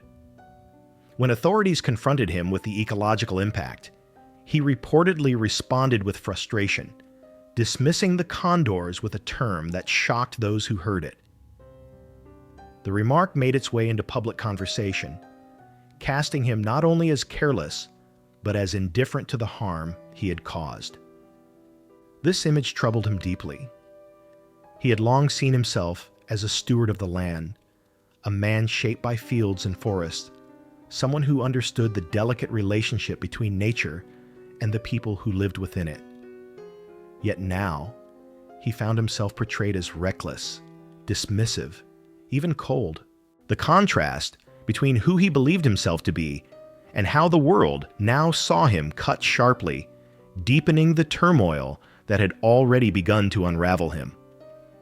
The lawsuit eventually settled, though the fine weighed heavily on his finances. But the deeper cost lay in the erosion of self-trust. The realization that the road he walked was no longer shaped solely by choice, but by dependency. In the months that followed, the fire hovered over him like a low, constant shadow. Friends noticed the change. He grew quieter, more withdrawn, yet more frantic in his efforts to maintain control over his music and his public image. His performances carried an intensity that bordered on desperation, as though he were singing not only to audiences, but against the forces rising within him. His voice deepened, roughened by exhaustion and emotion, resonating with an ache his listeners could sense, even if they did not understand its origins. As he traveled from show to show, the image of flames twisting through branches returned to him often. He saw in those flames a reflection of his own unraveling, sudden, destructive, and difficult to contain once sparked. The pills that had once seemed like harmless companions revealed their true nature, agents of chaos that slipped into every part of his life. They shaped his moods, clouded his judgment, and fed into the tangled emotions surrounding his growing feelings for June. They isolated him even as audiences flocked to his performances, creating a widening gap between the man he presented on stage and the man he struggled to recognize in quiet moments. And yet, despite the mounting pressures, part of him still held tightly to the rhythm that had carried him from the fields of Dyess to the stages of America, the rhythm of sincerity, of truth expressed through music, of a voice shaped not by perfection, but by experience. It was this rhythm that sustained him when the weight of his choices pressed too heavily, when regrets gathered like stones in his chest, when the memories of fire and loss threatened to overwhelm him. One evening, as he sat alone after a performance, the faint crackle of static drifted from a distant radio. The sound reminded him of burning wood, of sparks rising into a darkening sky, of the fire that had once seemed small enough to cup in his hands. He closed his eyes, listening to the soft, uneven hiss, and felt again the fragility of the path he walked. The fire had marked a turning point, one that revealed the dangers of the life he inhabited and the depth of the struggle awaiting him. The static lingered, thin and unresolved, drawing him into the quiet realization that the myth of the outlaw he had begun to embody was drifting closer to reality, yet not in the way anyone imagined. And from that fading static, another sound emerged. The low, metallic thud of a prison gate closing in the distance, signaling the next chapter in which image and truth, legend and reality would collide even more deeply. The low metallic thud of a prison gate closing did not belong to any place Johnny had truly known, yet it echoed through his mind with startling clarity. It emerged from the static of his memories as if summoned by the parts of him that feared confinement. Not the confinement of walls or bars, but the confinement of a life slipping beyond his grasp. The imagined sound merged with the truth that was taking shape around him. The persona of the outlaw, once a stage image, was beginning to lean uncomfortably close to his own reality. Though he had never served a true prison sentence, the world saw in him a man who carried shadows, a man whose voice revealed a lifetime of struggles and regrets. And now, in the aftermath of the fire that had scarred the California wilderness, that perception grew stronger, blurring the line between myth and man. As he moved back into the rhythm of touring, the weight of public scrutiny settled over him. Articles questioned his judgment, wondered at his temper, and examined the contradictions of a man who sang of moral lines while stumbling across them in his own life. Yet oddly, this scrutiny also deepened the fascination that audiences felt. His songs of hardship, sin, and redemption seemed more authentic now, shaped not only by imagination, but by the visible marks of his own faltering steps. Promoters leaned into the outlaw image, recognizing its allure. Listeners embraced the rawness of his voice, unaware of the toll each performance took on a man unraveling internally. It was during this turbulent period that Johnny began performing in prisons, first almost by accident, later by intention. The idea took shape quietly. He had long been drawn to the stories of those on society's edges, men whose mistakes had cost them their freedom but not their humanity. He saw in them fragments of himself, his anger, his regret, his longing for a second chance. When he first stepped inside prison walls to perform, the experience left a deep impression. The starkness of the environment, the earnest faces of the inmates, the weight of the air inside those walls, all of it echoed something familiar within him, something he had been unable to articulate through words alone. The performances were electrifying in their simplicity. There was no spectacle, no bright stage lights, no illusions. The inmates listened with a focus that startled him, their silence between songs holding as much weight as their applause. Johnny felt strangely at ease among them. Their stories, though harsher, mirrored elements of his own journey, feelings of entrapment, the battle between impulse and intention, the desire for redemption. The men saw him not as an untouchable figure on a pedestal, but as a flawed human being whose voice carried the depth of real experience. And he, in return, saw them as men who deserved to have their stories recognized, even briefly, through the shared act of music. Performances at prisons like Folsom and San Quentin became defining moments in his career, shaping an image that would endure for generations. But the irony was sharp. The very persona that elevated him in the public imagination was built on a foundation far gentler than rumor suggested. For all the talk of arrests and outlaw behavior, Johnny had never spent more than a night behind bars. His missteps, though real, were born of exhaustion and addiction, not criminal intent. The trespassing charge for picking flowers, the brief detentions for carrying prescription pills across borders. These incidents became exaggerated in public memory, reinforcing the myth of a man hardened by the prison system he had never truly known. Yet few myths feel accidental. They often emerge from the emotional truth beneath the surface. And for Johnny, the emotional truth was this: he understood confinement intimately, even if he had never served a long sentence. His confinement came from addiction, from the tightening grip of the pills that shaped his days, from the emotional labyrinth of his relationships, from the guilt that followed him like a restless companion. In many ways, he felt closer to the men in the prison yards than to the crowds who applauded him from theater seats. The honesty of their circumstances mirrored the honesty he longed for but struggled to maintain in his own life. Still, the dark undercurrents continued to flow. As the pressures of fame mounted, so did the erratic behavior that troubled those closest to him. During one tour stop in El Paso, officials detained him after suspecting that he was carrying illegal substances across the border. When the officers opened his belongings, they found not smuggled narcotics, but a large supply of prescription amphetamines, enough to raise serious concern, though not enough to result in a felony charge. The authorities chose to issue a warning rather than a harsh penalty, but the incident revealed again how deeply he had fallen into dependency. His rising reputation as an outlaw musician now felt less like a crafted persona and more like a reflection of the chaos consuming him.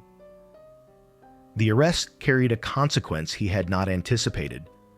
Photographs of him and Vivian appeared in newspapers, her dark Sicilian complexion catching the attention of groups steeped in racism and prejudice. Letters arrived at their home, filled with hatred and threats from white supremacists who believed he had married a woman of mixed African ancestry. The cruel irony was that the ancestry they imagined was not the one he would eventually discover in his family's past. But for Vivian, the attacks were devastating, and for Johnny, they added another layer of guilt to an already heavy heart. The marriage, already strained by distance, secrets, and addiction, began to fracture under the pressure. As the years went on, his behavior grew increasingly unstable. After a late-night accident in 1967, when authorities found him disoriented and surrounded by scattered prescription pills, he was taken into custody once more. The sheriff who met him that night did not treat him like a celebrity. Instead, he spoke to him firmly, reminding him of the path he was on, the dangers he was courting, and the life he was endangering. Not only his own, but those of the people who depended on him. The sternness of the encounter shook Johnny in a way few moments had since Jack's death. His resolve, fragile yet sincere, began to shift toward the possibility of change. But resolve alone is not enough to conquer addiction. It needs structure, support, and a willingness to face the pain beneath the behavior. This realization would soon carry him into a different kind of confinement, not one built of steel bars or concrete walls, but a confinement of the heart, a confrontation with everything he had avoided, everything he had buried, everything he feared would undo him. That confrontation would not come from law enforcement or from the public, but from a quieter force, one shaped by devotion, patience, and unwavering belief. As he left the sheriff's office that night, the sound of the metal door closing behind him carried a new meaning. It did not echo the threat of punishment, but the threshold of reckoning. And from that echo grew a soft, steady quiet, the kind that precedes a moment of truth. That quiet followed him into his home, where another door was about to close, and another was about to open. One that would bring June Carter and her family into the heart of his struggle, determined to save a man who could no longer save himself. The quiet that followed him home after the sheriff's stern warning settled over the house like a heavy veil. It filled the rooms, seeped into the corners, and hung in the air long after he set down his keys. It was not the quiet of peace or rest. It was the quiet that arrives when a life begins to shift, when the consequences of long-avoided truths gather in a stillness too deep to ignore. Johnny stood inside that quiet, aware that a threshold had been crossed. His body was exhausted, trembling from the withdrawal that nipped at his nerves. His mind was clouded, his heart burdened. The house, once a place of comfort, felt like a mirror turned toward his own unraveling. The silence pressed against him, waiting, listening. Not long after he returned home, another sound entered that quiet, the faint, deliberate closing of a door down the hallway. June Carter had arrived with members of her family, carrying with them a resolve stronger than any reprimand, stronger even than love itself. They had come not to judge him, nor to indulge him, but to confront the truth that he could no longer avoid. His life, his health, his mind, and even his soul had reached a precipice. If he continued down the path he was on, the consequences would fall not only upon him, but also upon the people who cared for him. June understood this.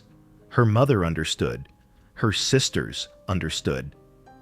Together, they stepped into his home with a steady purpose, to save him from the addiction that had begun to consume him. June had watched him deteriorate for months. She had seen the trembling in his hands before performances, the distant stare he wore backstage, the unpredictability that marked his moods. She recognized the signs because she had seen them in others. Musicians, friends, people crushed beneath the weight of pressure and the easy availability of pills that promised stamina and escape. But with Johnny, her concern cut deeper. Behind his fatigue, behind the restless flicker in his eyes, she still saw the man he could become, the man she believed he was beneath the exhaustion and dependency. And so, on that day, she made a decision that would alter the course of both their lives. The intervention was not dramatic. There were no raised voices, no ultimatums. The Carters simply stayed. They sat with him, prayed with him, spoke to him with a clarity that neither shamed him nor excused him. They refused to leave the house until he confronted the truth of his addiction, until he allowed them to help him break free of the dependence that had nearly destroyed him through fire, legal trouble, and the slow erosion of his relationships. It was a battle fought hour by hour, day by day. The pills had woven themselves into his body's rhythm, leaving him weak and trembling, caught between exhaustion and agitation. Yet somehow, through the unwavering presence of June and her family, he endured. The house that had felt hollow began, slowly, to fill again, with prayer, with encouragement, with the steady beat of compassion. The nights were the hardest. Withdrawal rattled his bones, left him pacing, sweating, whispering words half-formed by fear. June remained near him through it all. Sometimes she read scripture aloud. Sometimes she simply sat with him in the dark, her quiet presence offering the one thing he could not find within himself: endurance. Even when he was too weak to speak, she recognized in his eyes the flicker of a spirit not yet broken. She held fast to it. As the days passed, the tremors began to ease. The fog lifted slowly, reluctantly. His mind, once tangled in the haze of chemicals, began to clear. He could feel his body again, feel the exhaustion that had been hidden beneath artificial energy, feel the emotions he had avoided through numbness. He also felt the weight of regret, a heavy acknowledgement of how deeply his addiction had shaped his choices, how many people he had hurt, and how close he had come to losing everything. Yet beneath that regret, a new strength began to take root. Toward the end of his withdrawal, he stepped outside into the early morning light. The air was cool, carrying with it the faint sense of earth and dew. He inhaled deeply, feeling the breath reach a part of him he had long neglected. The world, though unchanged, appeared different. The colors were sharper, the sounds clearer. He felt as though he had been pulled back from a distance he had not realized he had traveled. In that moment, he understood something with clarity he had not known in years. He wanted to live, not merely to survive, not merely to perform, but to live with purpose, with honesty, with a sense of restored balance. June watched him from the doorway, She saw in his posture the first signs of renewal, the way he stood straighter, the way the tension around his eyes softened. She did not need words to know that he had crossed the hardest stretch of the journey. What remained was a different kind of work, rebuilding, reconciling, and learning how to walk again without leaning on the crutch that had weakened him. Their bond, shaped by struggle, deepened in those quiet days. It was not yet the love that would one day define their partnership, but it was the beginning of something steady, something rooted in shared endurance. When he returned to the stage after his recovery, the audiences sensed the change. His voice carried the echo of hardship, but also the depth of someone who had survived it. The songs he sang now felt heavier, more grounded, shaped not only by imagination but by experience. People leaned in closer, hearing in his tone a sincerity that reached beyond entertainment. He had stepped into a new version of himself, still flawed, still searching, but undeniably more whole. As his strength returned, so did his desire to pursue the truths he had avoided. He found himself thinking increasingly of June, not only as a guiding presence in his darkest hours, but as someone whose spirit resonated with his own. Their connection, once restrained by circumstance, deepened into something unmistakable. Yet even as their bond grew, so too did the responsibilities around him. A marriage strained by distance and past betrayal, a career demanding more than ever, and a public image he struggled to reconcile with the man he wished to become. One evening, after a performance that marked his true return to form, he stood once again in the wings, listening to the final echoes of applause. The sound no longer felt like a burden. It felt like a threshold, a moment of stillness before stepping into a new chapter. And then, faintly, he heard the rustle of a book closing, a quiet, deliberate motion. It reminded him of scripture read beside him in his weakest hours, of June's voice steadying him in the darkness, of the pages that had turned through his life until now. That soft closing of a book lingered in the air, carrying him toward a moment of decision, one that would unfold on a stage far from home, in a city across the border, where a single question posed before thousands would change the direction of his life forever. The soft closing of a book lingered in his thoughts long after the moment had passed. It carried with it the memory of pages turned beside him in darkness, of words spoken when his mind trembled under the weight of withdrawal, of June's steady voice reading lines meant to anchor him when nothing else could.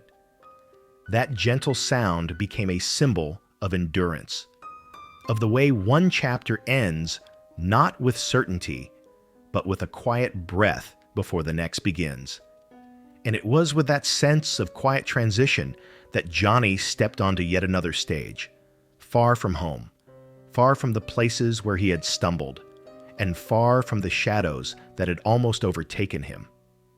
The venue was in London, Ontario, and the evening felt charged with a subtle electricity. The air carried the crispness of early spring, and the audience, gathered in anticipation, filled the hall with a hum that rose and fell like a single living organism. Johnny walked toward the stage lights with renewed strength. His body, no longer dulled by pills, moved with clarity. His voice, steadier now, carried a depth shaped by survival. The crowd welcomed him warmly, their applause rising in a wave that carried him forward. It was the kind of moment performers hope for, a moment when the past loosens its grip and the present feels wide, open, full of possibility. June Carter stood in the wings, watching him with a mixture of pride and quiet awe. She had seen him at his lowest, when his hands shook and his voice trembled, when his spirit seemed nearly extinguished. She had held him through nights heavy with doubt, listened to his confessions, and believed in him even when he could not believe in himself. Now, seeing him illuminated and strong, she felt a warmth move through her, a recognition not only of his recovery, but of the bond that had deepened between them, shaped by their shared journey through darkness. The performance unfolded with ease.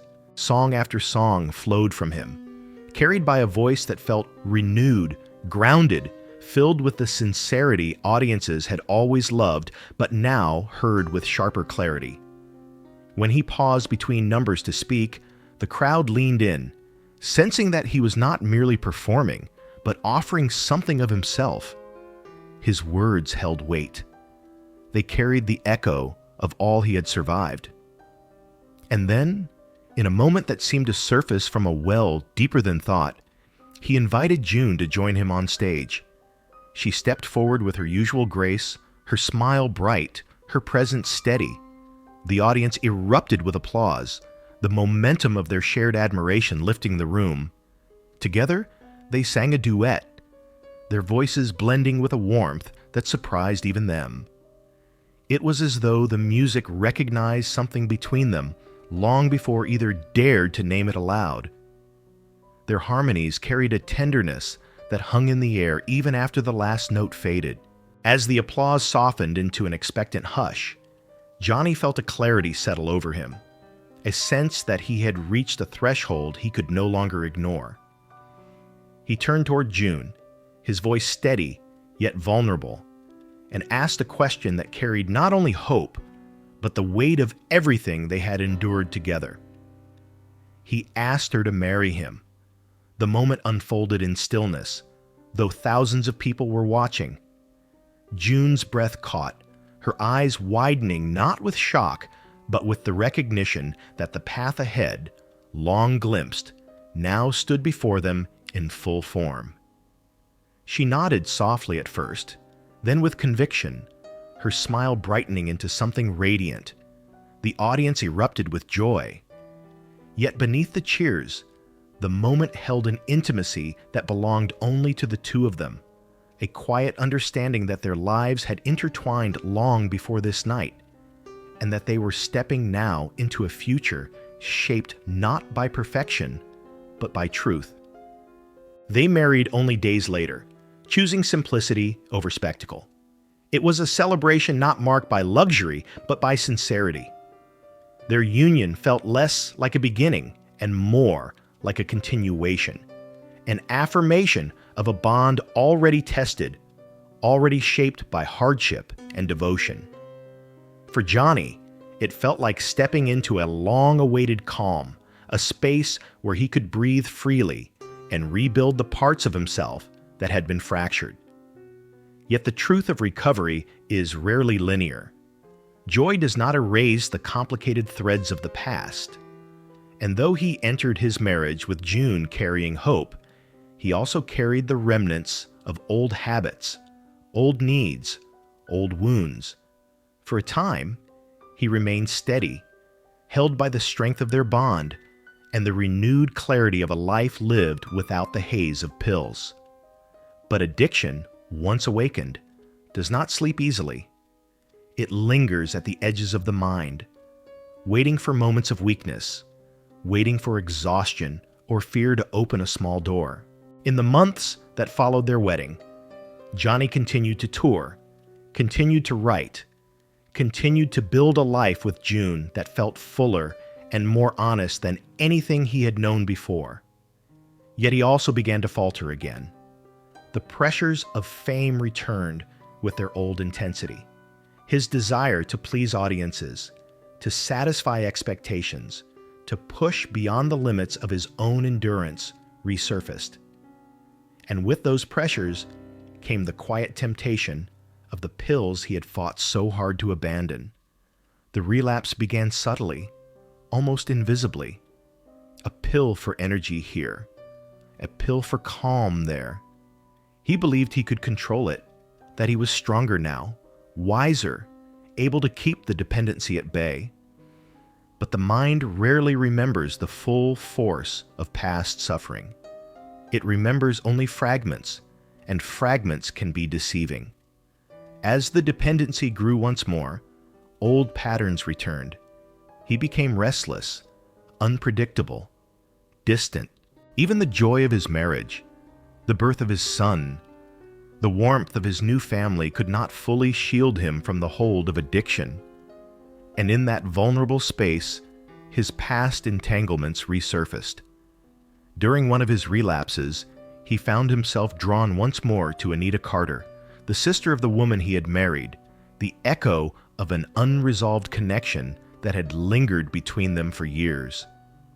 The affair did not last long, nor did it define the core of his marriage, but it marked a painful moment, a reminder that the path he walked was still fragile, still shaped by old conflicts and emotional woundings.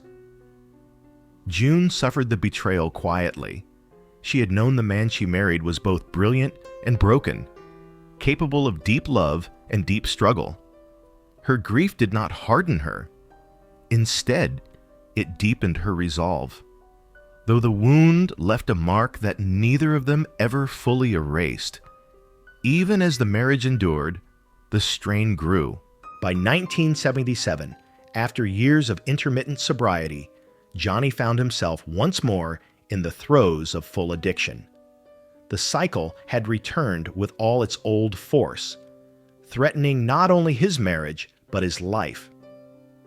It was then that he entered the Betty Ford Clinic, seeking a level of structured recovery he had never allowed himself before. Inside those walls, he confronted not only the chemical dependency that gripped him, but also the emotional fractures that had shaped his life since childhood. It was a slow, grueling process, but one marked by genuine transformation. When he emerged, he carried a renewed sense of purpose, a sense of humility, and a deeper gratitude for the steadiness June continued to offer him, even through the storms he had caused.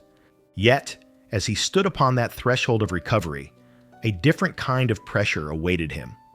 One not rooted in addiction or personal conflict, but in the bright, demanding world of television, where censorship, performance, and public perception would test him in new and unexpected ways. And so, as the soft echo of wedding vows faded into the past, the glow of studio lights began to rise, preparing to cast both warmth and scrutiny on a man still learning to walk the line between his truest self and the image the world expected him to uphold. The glow of studio lights rose slowly, warming the darkness in front of him until it felt like a sunrise breaking across unfamiliar terrain. It carried none of the coldness of interrogation rooms, none of the unpredictability of roadside sirens, none of the disorienting edge of withdrawal.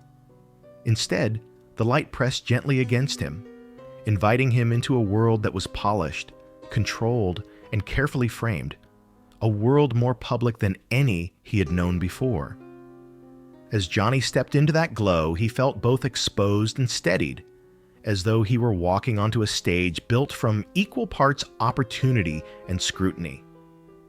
The applause that met him was softer than the roaring crowds of his concerts, but its intimacy carried a different kind of weight. Here, in the realm of television, every gesture mattered, every word registered, every silence revealed something the camera would not hesitate to share.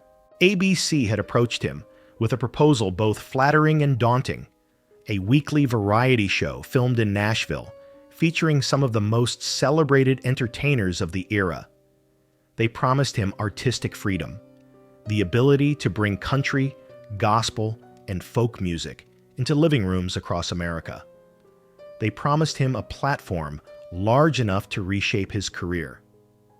But there were conditions that made his jaw tighten as he read the network's initial notes. Conditions that hinted at a clash between his values and the careful image television executives wished to project. They wanted big Hollywood names, performers whose gloss and glamour did not always align with his grounded sensibilities. They wanted scripts, structure, predictability. They wanted control. Johnny accepted anyway. Something in him understood that showing audiences his true voice required entering a medium where millions could witness it. The man who had weathered addiction, fire, scandal, and despair was beginning to reclaim himself, and he wished to bring that new steadiness to viewers who had followed his music for years. He wanted to share not only songs but stories, reflections on faith, humor, resilience, and the simple truths that shaped American lives. And so the Johnny Cash Show was born, not out of ease, but out of conviction.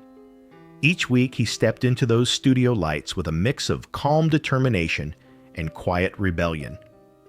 The television format required clarity and precision, yet he insisted on authenticity. When executives urged him to soften his image, he walked onto the stage wearing black, the color he had chosen long before it became a symbol.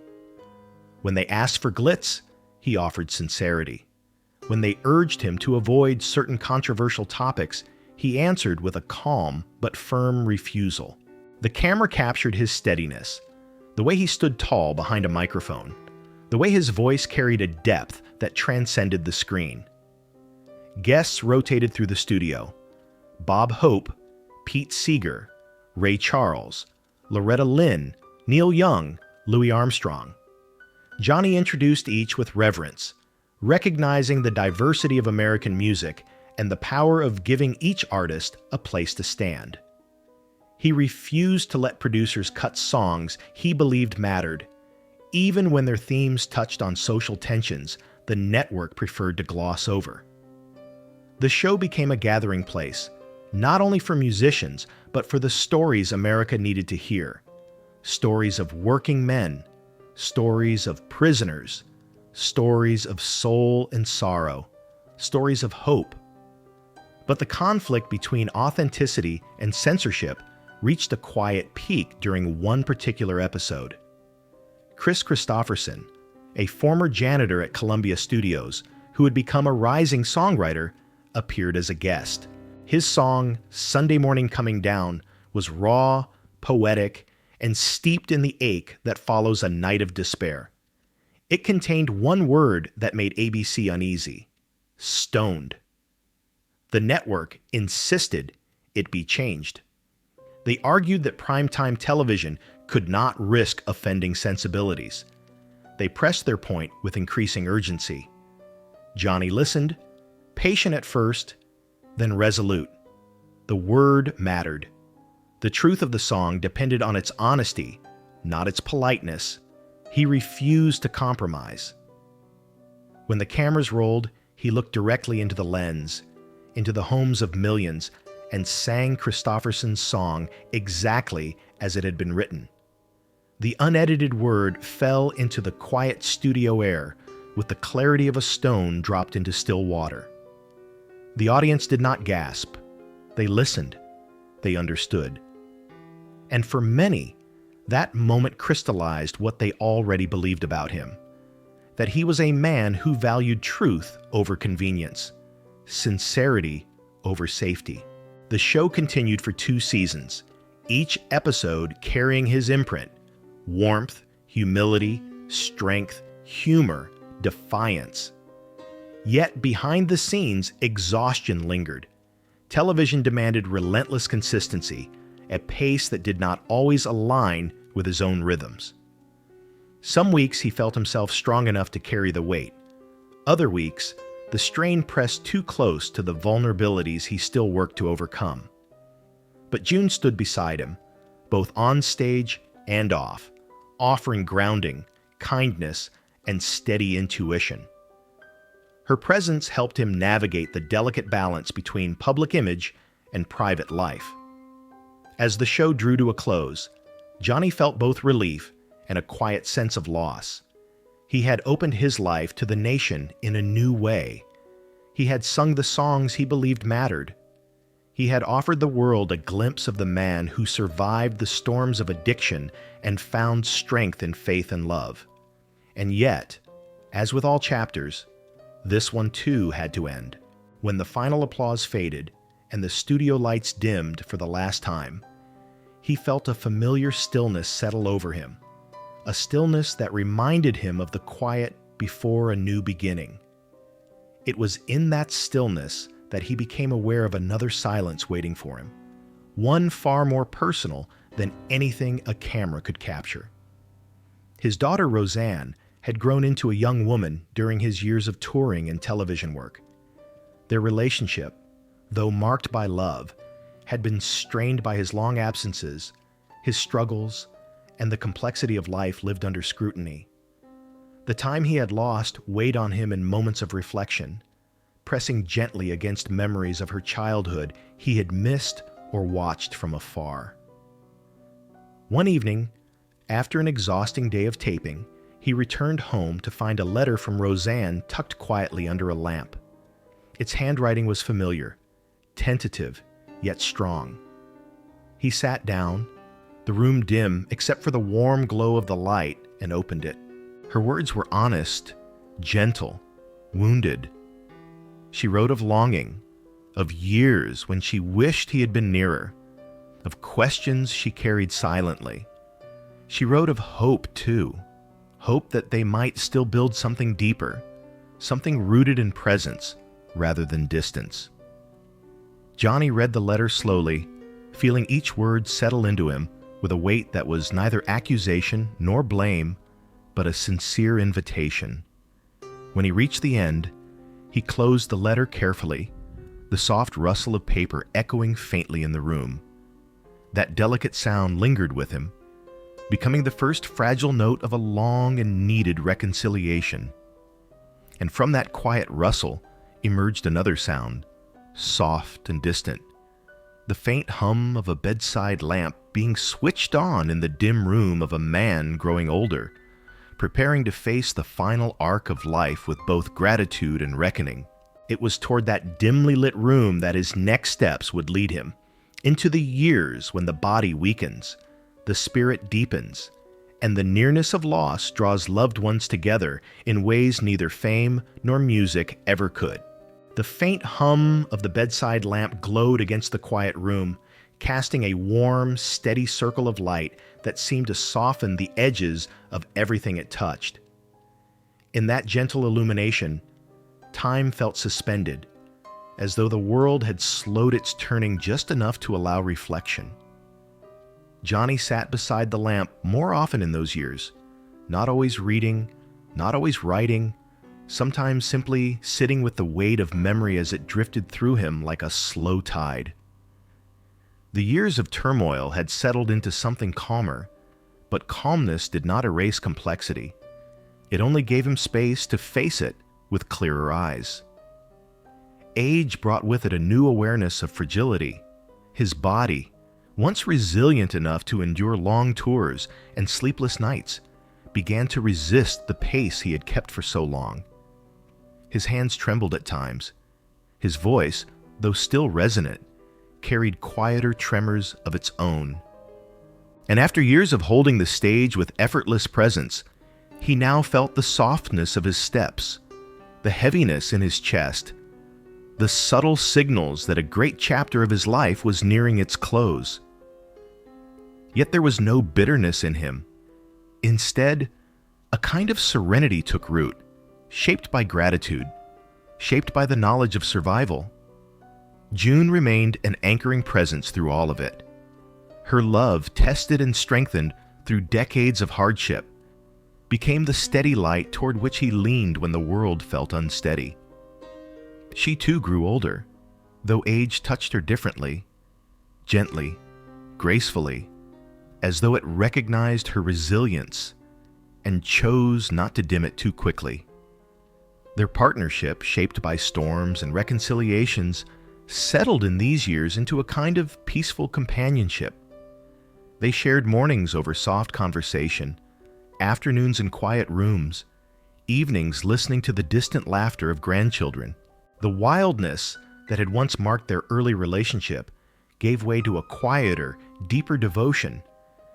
Yet woven through this peace was a thread of sorrow, an awareness that time was thinning, that every shared moment carried a quiet urgency.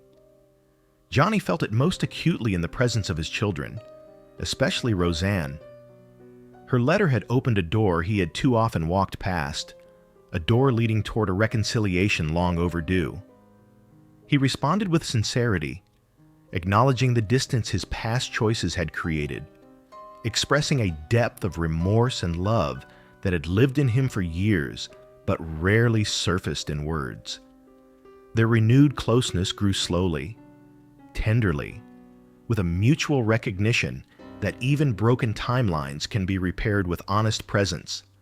But life, even in its gentler phases, carries unexpected turns.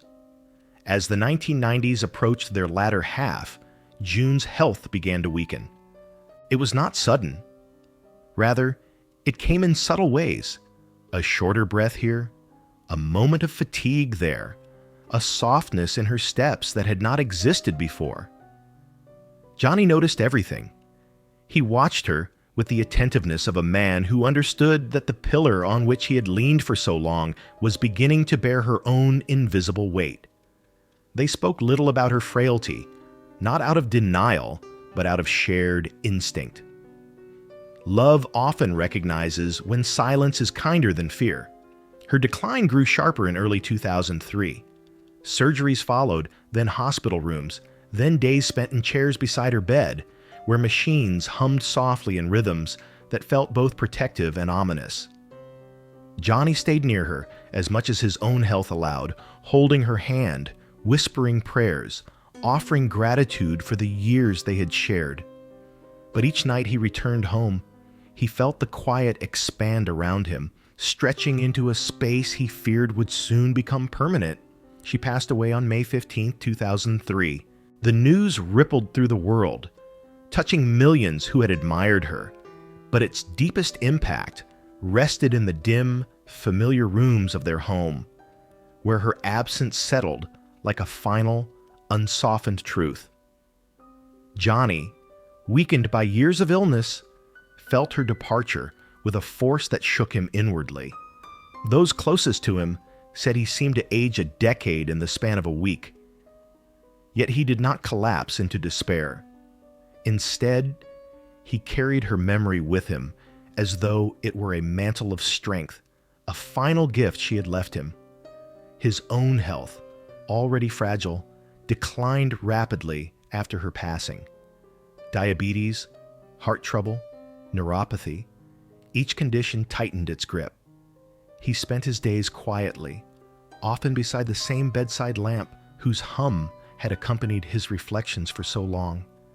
He listened to music. He wrote small notes. He welcomed family, lingering over their visits as though storing each moment in a sacred space. Friends noticed that his voice, even when soft, carried the same unvarnished sincerity that had always defined him.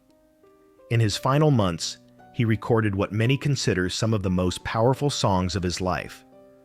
These late recordings carried not the energy of his youth nor the fire of his outlaw persona, but the stark honesty of a man who knew he stood near the threshold of eternity. The tremble in his voice only deepened the emotional weight. Each song became a farewell, each verse a confession, each note a quiet offering. The world listened, moved by the vulnerability he allowed himself to reveal. On September 12, 2003, Johnny Cash passed away, just 4 months after June. Some said he died of complications from diabetes. Others said he died of a broken heart. Whatever the cause, the timing felt like the closing of a circle, a story of two intertwined lives concluding within a single season. After his death, tributes poured in from across the world. Musicians spoke of him with reverence. Fans lit candles. Writers reflected on his legacy. Yet even as his influence spread across genres and generations, some questions drifted quietly to the surface. Questions about heritage, identity, and the myths he had carried throughout his life. Johnny had long claimed Cherokee ancestry, a lineage he believed shaped a part of his soul. The story had woven itself into his advocacy for Native American rights, into the songs he wrote about injustice, into the pride he carried quietly in his heart. He spoke of it not boastfully, but with the sincerity of someone who believed deeply in the truth of his family origins. For decades, few questioned it. But years after his passing, his daughter Roseanne appeared on a program dedicated to uncovering ancestral truths. Through careful testing and genealogical research, the story shifted. No Cherokee markers appeared in her DNA. The lineage Johnny had believed in, cherished, and woven into his sense of self dissolved under scientific scrutiny. In its place, she discovered distant African ancestry, a truth unnoticed by earlier generations, obscured by time, and complicated by the painful racial history of the American South. The revelation did not diminish him. If anything, it illuminated the deeper reality that heritage is often a mosaic, shaped by stories, shaped by longing, shaped by the truths we inherit and the truths we imagine. Johnny's connection to Cherokee identity, though not confirmed by blood, was rooted in empathy, in kinship with those who carried sorrow through history. His actual ancestry revealed a different story, one equally rich, equally complex, equally deserving of reflection. It reminded the world that identity is never simple, and that the myths we hold can sometimes reveal as much truth as genealogy. In the years after his passing, a small town in Mississippi offered its own gentle tribute. Remembering the night he was arrested for picking flowers, a story both humorous and tender, they created the Johnny Cash Flower Picking Festival, a gesture of forgiveness and affection. It was a tribute not to the legend or the icon, but to the humanity of a man who stumbled, apologized, and continued onward. And so, in the quiet after his passing, one image remains.